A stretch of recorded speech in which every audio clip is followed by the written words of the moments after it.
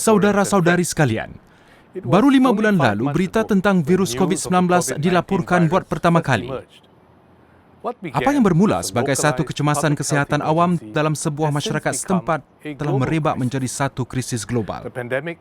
Pandemik ini telah menjejah sistem antarabangsa dan membawa bersamanya perubahan-perubahan besar yang akan berterusan buat masa yang lama, menjejas kehidupan seharian dan mata pencarian kita.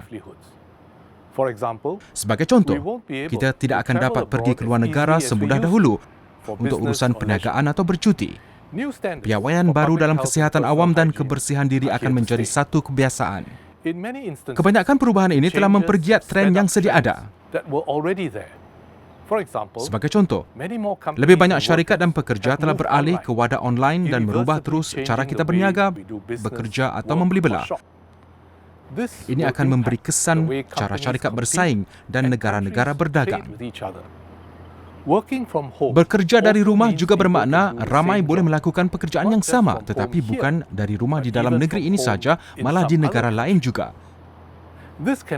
Ini membuka lebih banyak peluang pekerjaan tetapi juga meningkatkan lagi persaingan.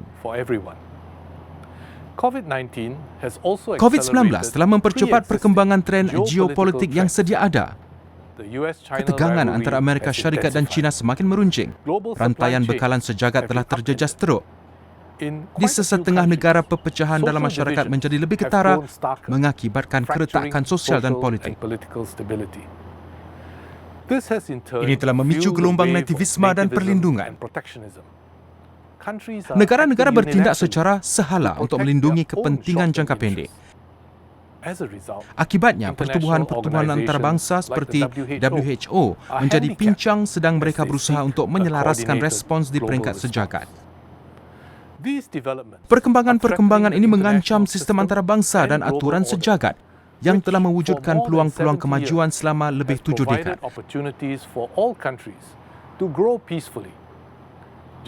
Generasi demi generasi rakyat Singapura membesar dengan kepercayaan globalisasi dan pasaran yang terbuka adalah sebahagian daripada aturan biasa. Kita tidak boleh lagi berfikiran sedemikian. Hari ini saya akan berucap tentang cabaran-cabaran yang akan dihadapi Singapura dan bagaimana kita merancang mempertahankan kedudukan politik dan ekonomi kita di mata dunia. Saya juga akan menggariskan bagaimana pemerintah akan memperkukuh daya tahan kita sedang kita membuat persiapan untuk dunia baru yang semakin tidak menentu dan menjaga semua rakyat Singapura. Respons negara-negara terhadap pandemik ini akan mencorak dunia selepas COVID-19. Apakah yang akan terjadi kepada sistem kerjasama antarabangsa kita? Dengan persaingan strategik yang semakin sengit, bolehkah kuasa-kuasa dunia bekerjasama untuk menangani cabaran sejagat? Adakah dunia akan kembali semula kepada fahaman perlindungan? Adakah dunia akan terpisah dua dari segi teknologi dan ekonomi? Kesudahan yang suram bukan sesuatu yang pasti. Apa yang dilakukan oleh setiap negara boleh mengubah keadaan. Krisis COVID-19 akan menjejas kita semua. Ia seharusnya memberikan rangsangan kepada semua negara agar berganding bahu membina sebuah dunia yang berteraskan kerjasama dan bukan untuk memecah belahkan. Mengejar kepentingan diri akan memburukkan lagi keadaan untuk kita semua. Sementara kepentingan diri yang disertakan dengan kesedaran tinggi akan mendorong kita untuk bekerja sama demi mencapai hasil lebih baik buat semua.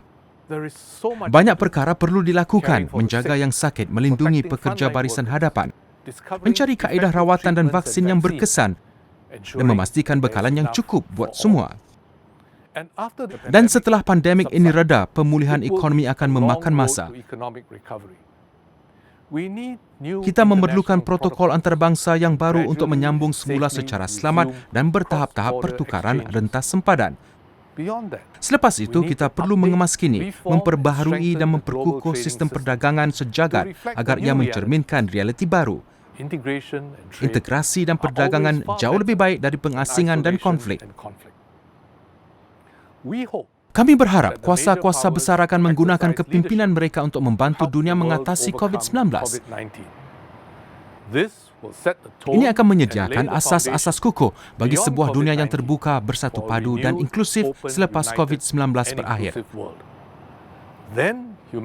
Kemudian barulah umat manusia boleh menangani isu-isu penting secara kolektif seperti fahaman pelampau, penyebaran nuklear, keselamatan siber, pandemik masa akan datang dan perubahan iklim. Tiada negara baik yang besar maupun kecil mampu menyelesaikan masalah-masalah ini sendiri. Dalam dunia yang telah berubah ini, beberapa perkara masih sama. Singapura tetap sebuah negara kecil berbilang bangsa yang dikelilingi negara-negara jiran lebih besar yang terdedah kepada kuasa-kuasa luaran di luar kawalan kita.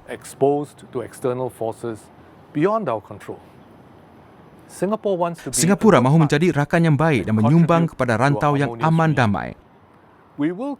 Kami akan terus menggalakkan hubungan erat dan kerjasama antara rakan-rakan ASEAN, terutama Indonesia dan Malaysia, termasuk untuk mengatasi COVID-19 bersama-sama.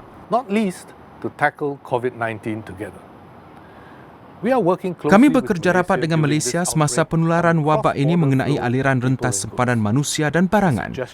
Sebagai tanda perpaduan, kami telah mendermakan pelitup, kit ujian dan alat ventilator kepada Malaysia, Indonesia dan negara-negara ASEAN lain. Kami juga sedang bekerja rapat dengan ASEAN dan rakan-rakan lain untuk membendung penularan virus dan mengurangkan kesan ekonomi ke atas rantau kita. Pada masa yang sama, kita harus menangani isu-isu dua hala yang pasti akan timbul. Kita akan berusaha sedaya upaya untuk menyelesaikan isu-isu ini dan mencapai hasil di mana semua mendapat manfaatnya dan juga melindungi kepentingan Singapura. Dan sehingga kita menyelesaikannya, kita mesti membendung masalah-masalah dua hala terlebih dahulu supaya kita dapat mengusahakan bidang-bidang kerjasama yang lebih luas untuk manfaat bersama. Kami juga menjangkau keluar rantau ini supaya dapat membuat sumbangan bermakna kepada dunia walaupun semasa pandemik ini. Kami bekerja dengan rakan-rakan kerjasama penting untuk memastikan rantaian bekalan sentiasa terbuka, terhubung dan berdaya tahan. Di WTO, kami mengambil bahagian secara aktif menggalak perdagangan dengan mengemaskini peraturan untuk disesuaikan dengan ekonomi digital. Di dalam dunia di mana mencipta, melindungi dan menggunakan ilmu pengetahuan semakin penting, seorang rakyat Singapura, Encik Darren Tang, telah dilantik baru-baru ini untuk menjadi Ketua Pengarah Pertubuhan Hak Cipta Intelektual Sedunia. Ini adalah kali pertama seorang rakyat Singapura akan mengetuai sebuah agensi Pertubuhan Bangsa-Bangsa Bersatu PBB. Sebagai sebuah negara yang kecil, kami akan terus menyumbang kepada usaha menangani perubahan iklim. Pada bulan Mac, kami telah menyerahkan sumbangan yang ditentukan negara NDC yang telah dikemaskini dan strategi pembangunan haba pelepasan rendah jangka panjang kepada Konvensyen Rangka Kerja PBB mengenai perubahan iklim. Semua ini isu penting yang akan membentuk dunia masa hadapan. Sedang kita menyeru kuasa-kuasa besar dunia untuk menggunakan kepimpinan mereka bagi memperkukuh kerjasama antarabangsa, negara-negara kecil juga mempunyai suara dan kuasa untuk bertindak. Oleh itu, sedang ekonomi-ekonomi terbesar dunia mempunyai G20, negara-negara anggota PBB yang lebih kecil dan sederhana termasuk Singapura telah membentuk kumpulan tadbir urus global atau 3G. Kumpulan 30 anggota ini memberikan input kepada G20 menjadikan wacana sejagat lebih rencam dan inklusif. Singapura juga telah mengasaskan dan terus menerajui forum negara-negara kecil di PBB untuk memberikan suara kolektif yang lebih besar kepada para anggotanya. Perjanjian menyeluruh dan progresif bagi kerjasama rentas Pasifik CPTPP yang dianggotai 11 negara bermula daripada perjanjian P4 antara Brunei, Chile, New Zealand dan Singapura. Negara-negara ASEAN merupakan anggota tunggak kerjasama ekonomi menyeluruh serantau RCEP yang menyatukan ASEAN dan rakan-rakan FTA-nya. Ini adalah contoh di mana negara-negara kecil dapat mencetuskan idea, bertindak dan menarik sokongan negara-negara lebih besar bagi memupuk kerjasama lebih luas. Kami akan terus memainkan peranan aktif dalam bidang ini. Untuk memainkan peranan yang membina dan melindungi kepentingan negara, kita memerlukan perkhidmatan luar negeri yang berkebolehan dan tangkas. Kementerian Ehwal Luar bersama agensi pemerintah yang lain bekerja keras untuk membantu Singapura mencipta nama di pesada dunia. dan mewujudkan lebih banyak peluang untuk rakyat Singapura. Kini ia telah menjadi lebih penting dengan perubahan global akibat COVID-19. Singapura boleh berdiri sendiri di pesara dunia hanya jika kita teguh, berjaya dan bersatu padu di tanah air. Barulah para diplomat kita boleh tampil dengan suara yang diyakini. Barulah kita boleh menghalang seteru kita daripada memutarbelitkan pandangan dan menghasut supaya perselisihan terjadi di Singapura. Barulah kita boleh menawarkan sesuatu yang bernilai supaya orang lain mahu bekerja dengan kita. Kita boleh menghadapi dunia luar dengan yakin hanya jika kita sendiri teguh dari dalam. Krisis COVID-19 telah menjadi ujian hebat ke atas keupayaan dan keazaman kita untuk menangani cabaran. Respons seluruh negara yang belum pernah berlaku telah diperlukan. Kami telah menubuhkan pasukan bertindak berbilang kementerian MTF untuk menyelaraskan usaha-usaha ini. MTF terpaksa membuat keputusan-keputusan sukar di tengah-tengah keadaan tidak menentu dengan maklumat tidak lengkap, sedang dunia bergelut mencari jawapan kepada ancaman yang baru, pantas merebak dan memudaratkan ini. Krisis ini telah memberi tekanan ke atas sumber dan keupayaan kita. Namun kita telah dapat menyesuaikan diri dan bertindak cepat sedang virus ini melanda kita dalam beberapa gelombang. Setiap gelombang memerlukan kita membangun dan melaksanakan langkah-langkah baru untuk membendung penularannya. Dengan kesabaran dan ketabahan serta sokongan dan kerjasama semua orang, kita telah dapat mengurangkan jumlah kes dalam masyarakat. Kita juga telah menstabilkan penularan virus dalam kalangan pekerja asing kita. Kini kami sedang melaksanakan perancangan yang teratur untuk menjalankan ujian dan memastikan setiap pekerja asing yang tinggal di dormitori bebas daripada virus, supaya mereka sihat dan boleh memulakan semula kerja dengan selamat. Hasilnya, kita kini boleh memulakan semula aktiviti secara bertahap-tahap dengan mengambil semua langkah berjaga-jaga yang telah dinyatakan oleh Menteri Lawrence Wong dalam siaran sebelum ini. Sedang kita bangkit daripada pandemik ini, kita perlu membina Singapura yang lebih berdaya tahan, yang boleh memberikan respons dengan cepat dan berkesan.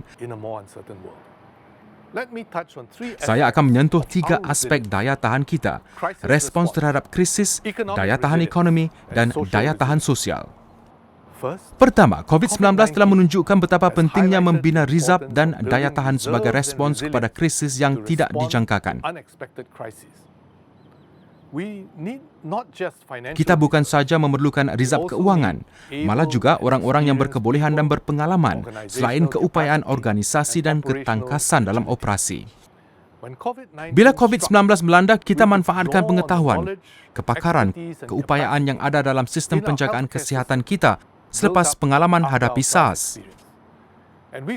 Kita boleh guna khidmat SAF bina segera keupayaan pengesanan kontak seperti kita lakukan semasa SARS.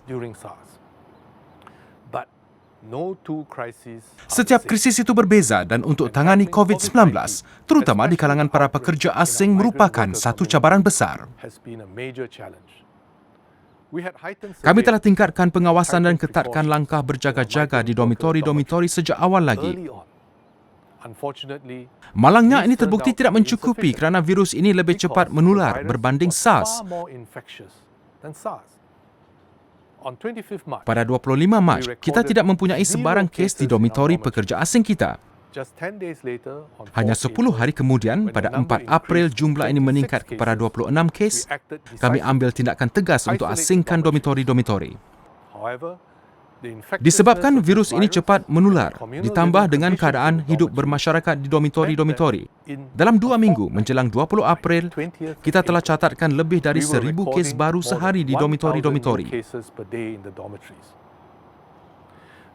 Kami telah jangkakan keperluan untuk kemudahan penjagaan masyarakat dan telah mula membinanya. Kami mempercepat dan pertingkat pelan-pelan ini, tambah kapasiti baru setiap hari sepanjang beberapa minggu pertama bulan April. Pada kemuncaknya 12 Mei, kami telah menjaga hampir 20,000 pesakit di kemudahan penjagaan masyarakat dan kemudahan-kemudahan lain. Ini adalah lebih daripada jumlah katil di semua hospital biasa kita. Kita menggembling sumber-sumber dari seluruh perkhidmatan awam, GLCs dan sektor swasta untuk tubuhkan dan kendalikan semua kemudahan ini.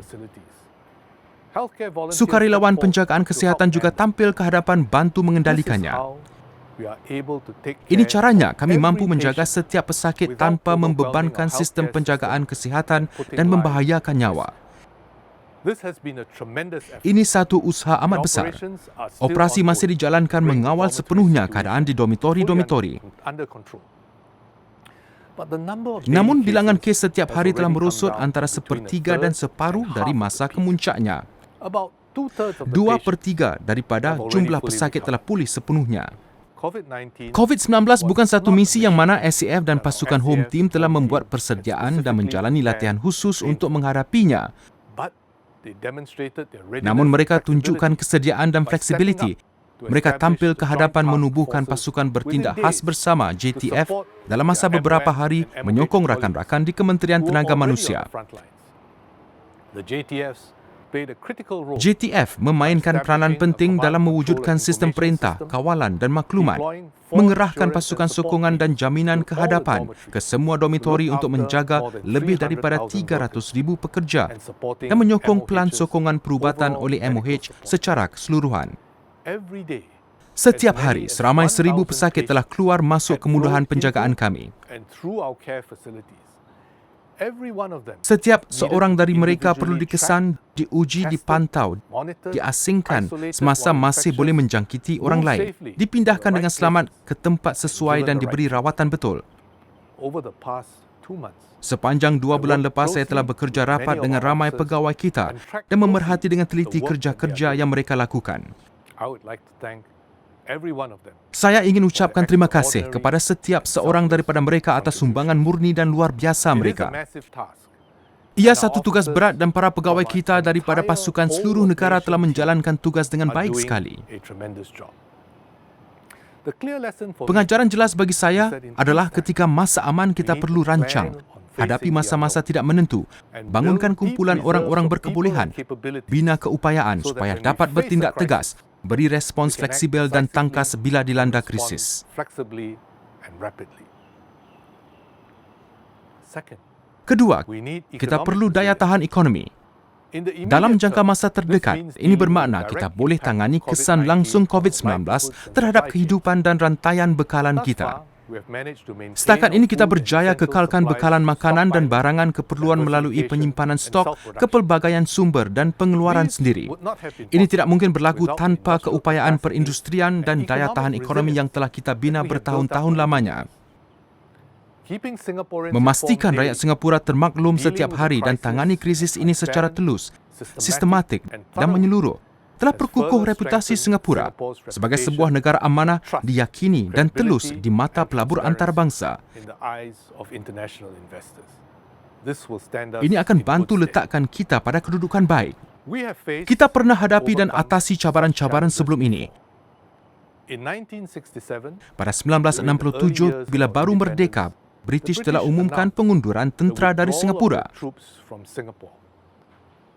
Sekelip mata, kita kehilangan 20% daripada hasil GDP dan 70,000 pekerjaan daripada jumlah penduduk yang hanya separuh daripada hari ini. Ini kehilangan yang berkekalan dan struktural, bukan kemelesetan bermusim. Namun rakyat Singapura cekalkan diri, bersedia bekerja keras dan maju ke hadapan. Kami melabur dalam pendidikan, prasarana, buka negara kita kepada dunia, bangunkan industri baru seperti pembinaan dan pembaikan kapal, serta elektronik dan pelancongan. Kita sekarang lebih berdaya tahan berbanding 1967, berada pada kedudukan lebih baik, mewujudkan pasaran, perniagaan dan pekerjaan baru untuk menggantikan yang akan hilang. Rakan-rakan sekerja akan menerangkan lebih lanjut akan daya tahan ekonomi, program-program pemulihan dan pertumbuhan kita pada hari-hari mendatang. Setiap krisis akan melemahkan fabrik sosial kita. Trauma kisah kemerdekaan yang terpahat dalam minda rakyat Singapura mengingatkan kita perlunya keharmonian, perpaduan dan kesepakatan. Ia bermula dengan anak-anak kita. Pendidikan untuk semua beri setiap rakyat Singapura peluang bina kehidupan lebih baik dan menikmati hasil kemajuan kita. Perumahan awam bermutu tinggi dan dimampui menyediakan rakyat Singapura sebuah rumah dan cagaran dalam masa depan negara. Kejiranan HDB yang direka supaya ada integrasi telah memupuk keharmonian kaum dan agama. Kita telah tampilkan kekuatan dan semangat kita dalam hadapi krisis. Contohnya, selepas serangan 11 September pada tahun 2001, kita hadapi ancaman keganasan dan tidak benarkan ketegangan dan syak wasangka memecah belahkan masyarakat.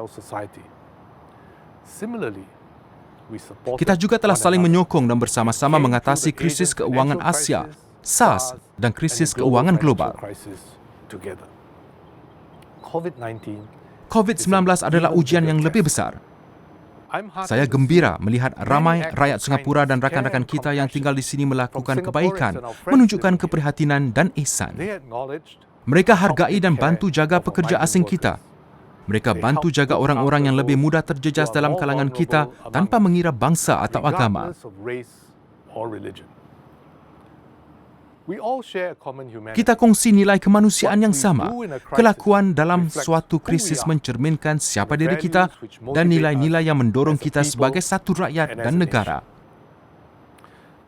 COVID-19 bukan krisis pertama yang pernah kita hadapi maupun yang terakhir. Sebagai negara kecil, kita lebih terdedah dan mudah terjejas berbanding negara-negara lain. Dalam sejarah singkat ini, kita telah berulang kali hadapi dan atasi beberapa krisis. Satu krisis setiap dekad dengan beberapa krisis lebih serius berbanding yang lain.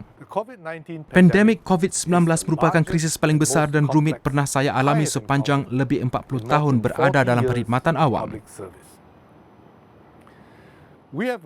Kita hadapi COVID-19 sebagai satu negara dengan menggembling rizab keuangan, perkhidmatan awam, keupayaan untuk bertindak semasa krisis dan modal sosial kita. Rakyat Singapura telah tampil ke hadapan, memainkan peranan masing-masing, bantu golongan memerlukan, pastikan keselamatan diri kita dan orang lain semasa tempoh sekit bereka.